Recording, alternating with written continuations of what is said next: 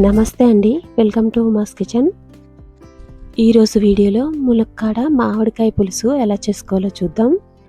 ఇలా ఒకసారి చేసి చూడండి. పుల్ల పుల్లగా తీయ తీయగా చాలా రుచిగా ఉంటుంది. వేడి వేడి అన్నంలో ఈ మామిడికాయ పులుసు కొంచెం నెయ్యి వేసుకున్నామంటే పిల్లలు కూడా చాలా ఇష్టంగా తింటారు. ఇక లేట్ చేయకుండా వీడియోలోకి వెళ్ళి ఈ కమ్మకమ్మని మామిడికాయ పులుసు ఎలా చేసుకోవాలో చూసేద్దాం. ముందు ఉల్లిపాయ ముక్కల్ని చాలా సన్నగా కట్ చేసుకోవాలండి. ఏ పులుసు కూరల్లోకైనా ఇలా సన్నగా కట్ చేసుకుంటే కర్రీ బాగుంటుంది. మీడియం సైజులో ఉన్న 3 ఉల్లిపాయలని ఇలా సన్నగా కట్ చేసి పక్కన పెట్టుకోవాలి. ఇప్పుడు ఉసిరికాయ సైజు ఉన్నంత చింతపండుని తీసుకొని కొంచెం వాటర్ వేసి నానబెట్టుకొని పక్కన పెట్టుకోవాలి. ఇప్పుడు కర్రీ చేసుకోవడానికి స్టవ్ మీద ఒక ప్యాన్ పెట్టి 2 స్పూన్ల ఆయిల్ వేడి చేసుకోవాలి. ఆయిల్ వేడైన తర్వాత ఇలా తాలింపు దినుసులు వేసుకోవాలి. ఎండుమిరపకాయ ముక్కలు, ఆవాలు, జీలకర్ర, మెంతులు, దంచిన వెల్లుల్లి రేఖలు 4 వేసుకోవాలి. మెంతులు కంపల్సరీగా వేసుకోండి. ఇలా పులుసు కూరల్లోకి మెంతులు మంచి రుచినిస్తాయి. అలాగే కొంచెం కరివేపాకు వేసుకొని తాలింపును వేయించుకోండి. ఇలా తాలింపు వేగిన తర్వాత ముందుగా కట్ చేసి ఉంచుకున్న ఉల్లిపాయ ముక్కలు వేసుకోవాలి. ఇలా పులుసు కూరల్లోకి కొంచెం ఉల్లిపాయ ముక్కలు ఎక్కువే పడతాయండి. తర్వాత రుచికి తగినంత ఉప్పు వేసుకొని 1/2 టీ స్పూన్ పసుపు, 1 స్పూన్ కారం వేసుకోవాలి. పచ్చిమిరపకాయలు వేయలేదు కాబట్టి కారం కొంచెం ఎక్కువ పడుతుంది. అలాగే 1 స్పూన్ ధనియాల పొడి కూడా వేసుకోవాలి. తర్వాత స్టవ్ని మీడియం ఫ్లేమ్లో ఉంచుకొని ఉల్లిపాయ ముక్కలు బాగా వేగనివ్వాలి. ఒకసారి ఇలా బాగా కలుపుకొని బాండీకి మూత పెట్టి 2 నుంచి 3 నిమిషాలు మీడియం ఫ్లేమ్లో మగ్గనివ్వాలి.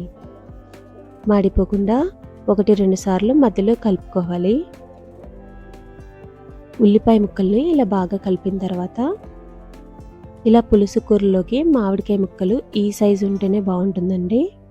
పైన చెక్కు తీసేసి ఈ సైజులో ఉన్న మామిడికాయ ముక్కల్ని వేసుకోవాలి. అలాగే ములక్కాడ ముక్కలు కూడా వేసుకొని మొత్తం బాగా కలిసేటట్టు కలుపుకోవాలి.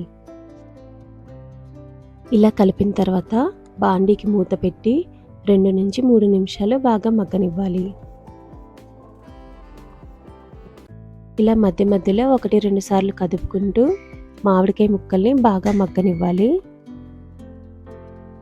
ఇలా 3 నిమిషాలు మీడియం ఫ్లేమ్లో మగ్గించుకున్న తర్వాత ముందుగా నానబెట్టిన చింతపండులో నుంచి రసం తీసుకుని వేసుకోవాలి. అలాగే మామిడికాయ ముక్కలు ములిగే వరకు వాటర్ వేసుకొని బాగా కలుపుకోవాలి. నీళ్లు మరీ ఎక్కువ వేయకూడదండి, చూసి వేసుకోవాలి. ఎందుకంటే మామిడికాయ ముక్కలు తొందరగా ఉడికిపోతాయి కాబట్టి బాగా మెత్తబడిపోతాయి. పులుపు బ్యాలెన్స్ చేయడానికి 1 స్పూన్ బెల్లం వేసుకొని కలుపుకోవాలి. ఇలా ఉడుకుతున్నప్పుడు ఒకసారి బాగా కలుపుకొని కారం సరిపోలేదని ఇంకో 1/2 స్పూన్ కారం వేసుకొని బాగా కలుపుకోవాలి.